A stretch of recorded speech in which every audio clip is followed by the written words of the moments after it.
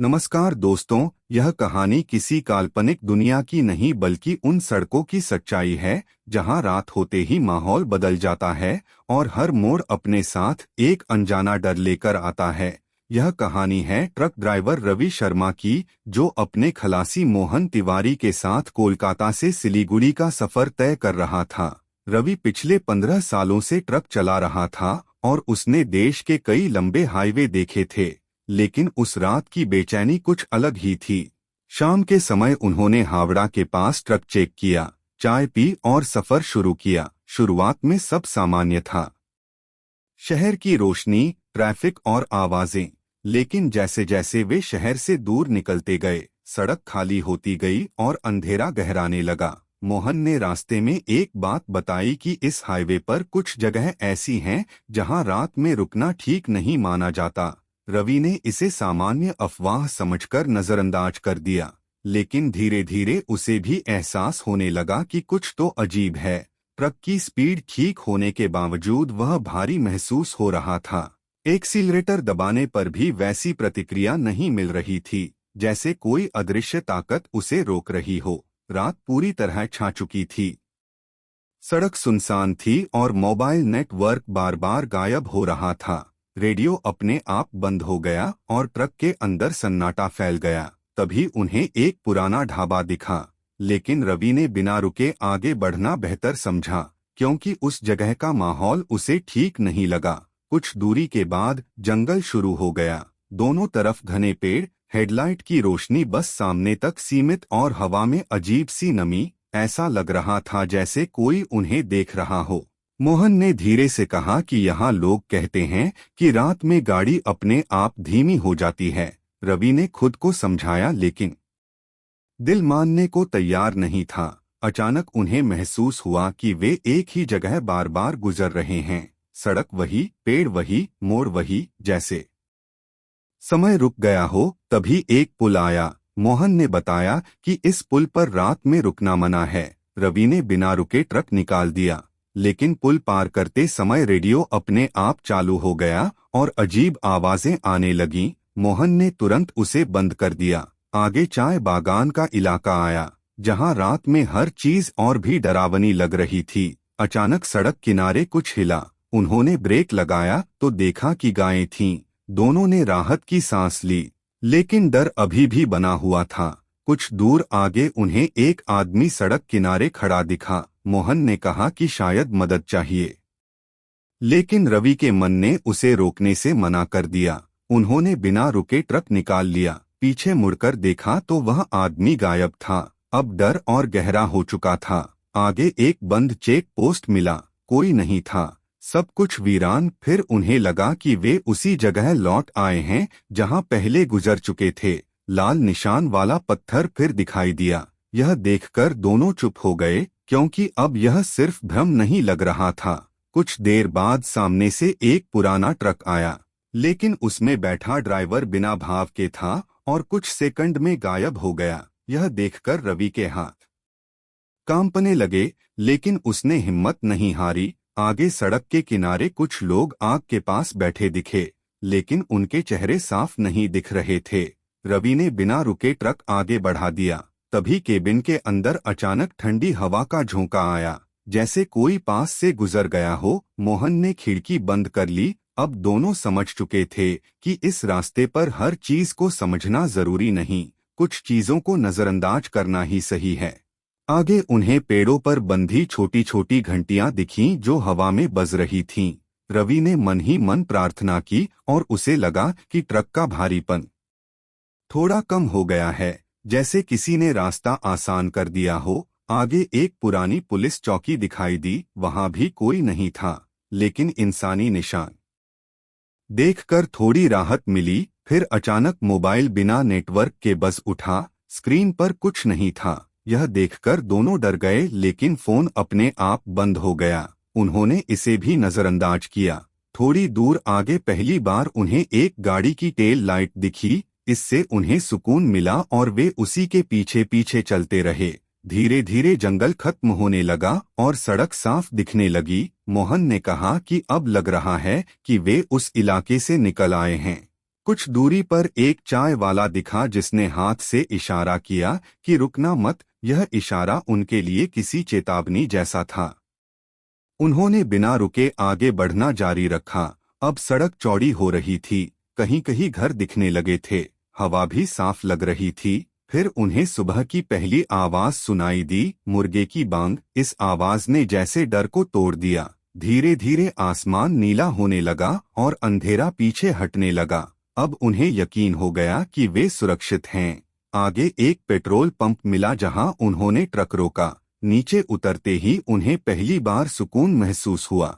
हवा में अब कोई अजीब गंध नहीं थी, बस सुबह की ताजगी थी। उन्होंने चाय पी और जब पीछे मुड़कर देखा तो वही सड़क अब सामान्य लग रही थी, जैसे कुछ हुआ ही न हो। लेकिन वे जानते थे कि रात ने उन्हें एक बड़ी सीख दी है।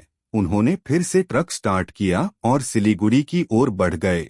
सुबह की रोशनी में सब कुछ सामान्य था, लोग अपने काम में लगे थे, लेकिन उनके मन में रात की सारी घटनाएं ताजा थीं। उन्होंने समझ लिया था कि हर डर झूठ नहीं होता और हर कहानी सिर्फ कहानी नहीं होती। कुछ चीजें हमें सावधान करने के लिए होती हैं। आखिरकार वे सही सलामत अपनी मंजिल पर पहुंच गए, बिना किसी नुकसान के। लेकिन उस रात का अनुभव उनके साथ हमेशा रहेगा, क्योंकि कुछ सफर हमें डराकर नहीं बल्कि सिखाकर जाते हैं। और इस सफर ने उन्हें सिखाया कि रात के हाईवे पर सबसे जरूरी चीज हिम्मत नहीं बल्कि समझदारी होती है। और यही समझ उन्हें सुरक्षित उनके घर तक लेकर आई। सिलीगुड़ी पहुंचने के बाद सब कुछ सामान्य लगने लगा था, लेकिन उस रात की परछाइयां अभी भी रवि और मोहन के दिमाग में ताजा थीं। माल उतारने के बाद दोनों कुछ देर चुप बैठे रहे, जैसे शब्द खत्म हो गए हों और सिर्फ एहसास बाकी हो। मोहन ने धीरे से कहा कि भैया, क्या आपको नहीं लगता कि वह रात खत्म होने के बाद भी हमारे साथ चल रही है? रवि ने उसकी तरफ देखा और हल्की सी मुस्कान के साथ कहा कि कुछ रास्ते ऐसे होते हैं जो खत्म होने के बाद भी पीछा नहीं छोड़ते। उसी दिन शाम को उन्हें वापस कोलकाता के लिए निकलना था। आमतौर पर ड्राइवर दिन में सफर करना पसंद करते हैं, लेकिन इस बार टाइम की मजबूरी थी और उन्हें फिर से रात में ही निकलना पड़ा। यह सोचकर ही मोहन के चेहरे पर हल्की चिंता दिखने लगी, लेकिन रवि ने उसे समझाया कि हर रात एक जैसी नहीं होती और हर सफर में वही चीजें दोबारा नहीं होती। फिर भी अंदर कहीं एक अनजाना डर दोनों के साथ था। उन्होंने ट्रक चेक किया, थोड़ा आराम किया और जैसे ही सूरज ढलने लगा उन्होंने वापसी का सफर शुरू कर दिया। शुरुआत में सब कुछ ठीक था, सड़क साफ थी, ट्रैफिक भी थोड़ा था और माहौल सामान्य लग रहा था। लेकिन जैसे जैसे रात गहराने लगी, वही अजीब सा एहसास फिर लौटने लगा। हवा में फिर वही नमी घुलने लगी और सन्नाटा धीरे धीरे बढ़ने लगा। मोहन ने बिना कुछ कहे सीट सीधी की और बाहर देखने लगा, जैसे वह खुद को तैयार कर रहा हो। कुछ किलोमीटर चलने के बाद उन्होंने देखा कि सड़क पर इस बार पहले से ज्यादा धुंध थी। हेडलाइट की रोशनी आगे तक नहीं जा रही थी। रवि ने स्पीड कम कर दी और पूरी सावधानी से ट्रक चलाने लगा। तभी अचानक उन्हें वही पुराना मील का पत्थर दिखा जो पिछली रात भी देखा था, लेकिन इस बार उस पर लिखी दूरी कुछ और ही थी। मोहन ने घबराकर कहा कि भैया, यह कैसे हो सकता है? हमने तो यह रास्ता पार कर लिया था। रवि ने कुछ नहीं कहा, लेकिन उसके हाथ स्टीयरिंग पर और कस गए। उसे समझ आ गया था कि यह सफर सामान्य नहीं होने वाला। आगे बढ़ते ही उन्हें फिर वही घंटियों वाली जगह दिखाई दी, लेकिन इस बार घंटियों की आवाज पहले से ज्यादा तेज थी, जैसे कोई उन्हें रोकने की कोशिश कर रहा हो। मोहन ने डरते हुए कहा कि भैया, क्या हमें रुककर प्रार्थना करनी चाहिए? लेकिन रवि ने सिर हिलाकर मना कर दिया और ट्रक आगे बढ़ा दिया। अचानक ट्रक के इंजन की आवाज बदल गई, जैसे वह दबाव में आ गया हो। एक्सीलरेटर दबाने पर भी स्पीड नहीं बढ़ रही थी। दोनों ने एक दूसरे की तरफ देखा, लेकिन कुछ कहा नहीं। तभी रेडियो अपने आप चालू हो गया और इस बार उसमें साफ आवाज आ रही थी, जैसे कोई बहुत धीमी आवाज में कुछ कह रहा हो। शब्द समझ में नहीं आ रहे थे, लेकिन एहसास साफ था कि वह आवाज इंसानी नहीं थी। मोहन ने घबराकर रेडियो बंद कर दिया, लेकिन कुछ सेकंड बाद वह फिर चालू हो गया। अब दोनों पूरी तरह सतर्क हो चुके थे। कुछ दूरी पर उन्हें सड़क के बीचों बीच एक सफेद साया खड़ा दिखा। रवि ने तुरंत ब्रेक लगाया। ट्रक धीरे हुआ लेकिन वह साया वहीं खड़ा रहा, जैसे उन्हें देख रहा हो। मोहन की सांसें तेज हो गईं। उसने कहा कि भैया, यह वही है जो पिछली रात नहीं दिखा था। रवि ने हिम्मत जुटाई और धीरे धीरे ट्रक को साइड से निकालने लगा। जैसे ही वे उसके पास पहुंचे, एक ठंडी लहर केबिन में फैल गई और कुछ सेकंड के लिए सब कुछ शांत हो गया, जैसे समय रुक गया हो। जब ट्रक उस साए को पार कर गया और रवि ने पीछे देखा तो वहां कुछ नहीं था। अब डर अपने चरम पर था, लेकिन रुकना अब भी विकल्प नहीं था। आगे बढ़ते हुए उन्हें अचानक महसूस हुआ कि ट्रक के पीछे कोई बैठा है। केबिन में हल्की सी आवाज आई, जैसे कोई सांस ले रहा हो। मोहन ने डरते हुए पीछे देखा लेकिन वहां कोई नहीं था। फिर भी उस एहसास से दोनों बच नहीं पा रहे थे। कुछ देर बाद ट्रक के शीशे पर अंदर की तरफ हल्की हल्की उंगलियों के निशान बनने लगे, जैसे कोई अदृश्य चीज उन्हें छूने की कोशिश कर रही हो। मोहन ने आंखें बंद कर ली और भगवान का नाम लेने लगा। रवि ने पूरी ताकत से स्टीयरिंग संभाला और सिर्फ आगे देखने लगा। उसने मन ही मन तय कर लिया था कि चाहे कुछ भी हो, वह ट्रक नहीं रोकेगा। तभी अचानक सामने सड़क पर वही पुराना पुल दिखाई दिया, लेकिन इस बार वह पहले से ज्यादा लंबा लग रहा था, जैसे खत्म ही नहीं हो रहा। पुल पर चढ़ते ही ट्रक की लाइट हल्की पड़ने लगी और रेडियो फिर से चालू हो गया। इस बार आवाज साफ थी। कोई बार बार एक ही शब्द दोहरा रहा था, लेकिन वह शब्द समझ में नहीं आ रहा था। मोहन ने कान बंद कर लिए। रवि ने पूरी हिम्मत जुटाई और ट्रक को पुल पार करने लगा। जैसे जैसे वे आगे बढ़ते गए, आवाज तेज होती गई। फिर अचानक सब कुछ शांत हो गया। ट्रक पुल से उतर चुका था और सामने हल्की रोशनी दिख रही थी।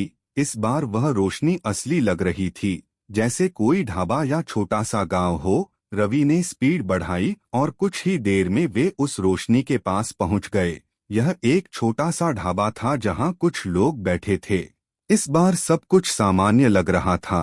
लोगों के चेहरे साफ दिख रहे थे, आवाजें आ रही थीं और माहौल सामान्य था। रवि ने पहली बार ट्रक रोका। दोनों नीचे उतरे और चाय मंगाई। चाय वाले ने सामान्य लहजे में पूछा कि कहाँ से आ रहे हो। रवि ने बस इतना कहा कि रास्ता थोड़ा अजीब था। चाय वाला मुस्कुराया और बोला कि इस रोड पर रात में कई लोग ऐसा ही कहते हैं, लेकिन जो बिना रुके आगे बढ़ते हैं वही सुरक्षित पहुंचते हैं।